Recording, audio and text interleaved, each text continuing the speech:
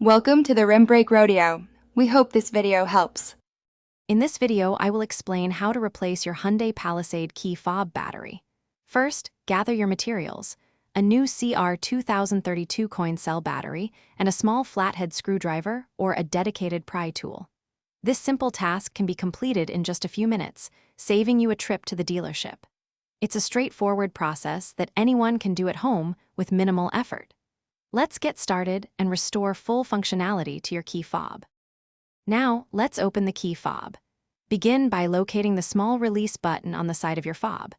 Press this button firmly and then pull out the emergency key blade. This reveals a small slot where you will insert your flathead screwdriver or pry tool.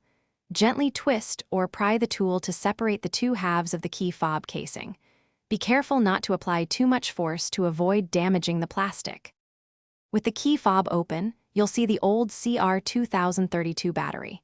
Carefully remove it from its slot, paying close attention to its orientation. The positive side, usually marked with a plus sign, typically faces upwards. Now, take your new CR2032 battery and insert it into the compartment, ensuring the positive side is facing the correct direction. This step is crucial for proper function, so double-check the alignment before proceeding. Finally, it's time to reassemble your key fob.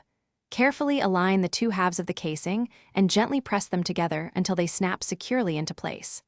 Once the fob is closed, slide the emergency key blade back into its slot until you hear a click, confirming it's locked. Test your key fob to ensure all buttons are working correctly. If you're looking for other great deals, like those amazing darn tough socks with a lifetime warranty, check the description below for links and more information. Thanks for watching.